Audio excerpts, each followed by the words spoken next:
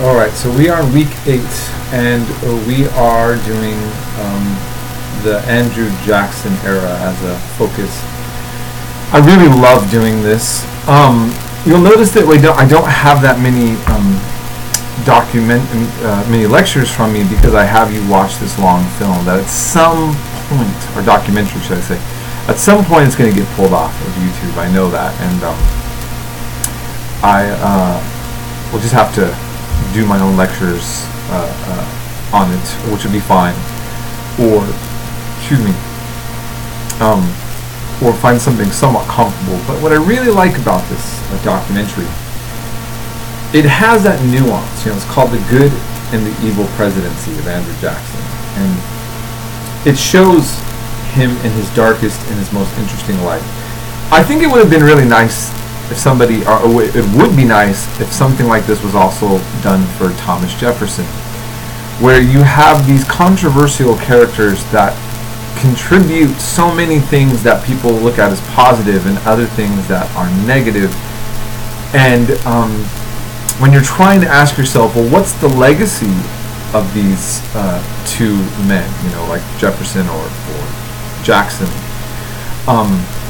you get quite a bit of various responses, and usually the worst things said about them are true, and usually the best things said about them are true. And the real argument is, well, then what do you do with that person as a whole? Is it okay to accept them? I mean, Andrew Jackson's on the $20 bill, and there's been a debate, about removing him. Well, for a lot of reasons, Andrew Jackson, he broke the law. I mean, we're talking about a controversial potential. If you look at the presidencies going on now, we talk about controversy. Andrew Jackson was a man of full controversy. As you'll see, he was a murderer. He murdered men. I mean, the duels were unofficially acceptable gentlemanly behavior, even though they were also officially illegal. You shoot somebody and kill them, you're a murderer. But there was this kind of weird understanding that came over from Europe about honor. We saw it with Alexander Hamilton and Burr, and Andrew Jackson,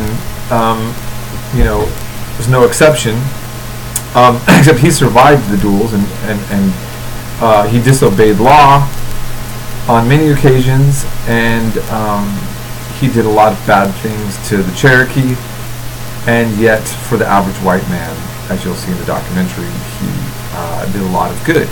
And we really kind of see democracy as we know it now, where you don't have to have property to vote, and being able, basically the idea that a citizen can vote is really going to start springboarding off from the Jacksonian period. And, as I mentioned in the lectures, something different about him than a lot of almost anybody that I can think of in modern history of our presidents is he did come up from the poorest of the poor and rise up and become a wealthy, powerful man. That is the American dream, right? That's the ideal kind of almost fantasy about what makes America great. The fact of the matter is, most presidents we've had, if not all, in most times, come from elite backgrounds. There's someone who I think wrote a book or did a documentary recently. That said basically you cannot grow up to be president. I think that was the title of it. In other words, when your teacher would look at you and tell you, hey, what do you want to be when you grow up? And you'd say, I want to be a president. And they would say, well, you can do that in America. And actually, the fact of the matter is that American presidents don't come from Modesto, California, in a public school like that I went to, right? We see them coming from very rich, powerful families. I mean, someone correct me if I'm wrong, but I can't think of any other one in modern times that did like Andrew Jackson, where you were a poor orphan kid who literally toughed it out on your own. He did get some small inheritance, and then he wasted it as a young, irresponsible person, and then had many failures, and then just came back. And he had that determination, again, that fits the American ideal, but not necessarily the common American story all the time.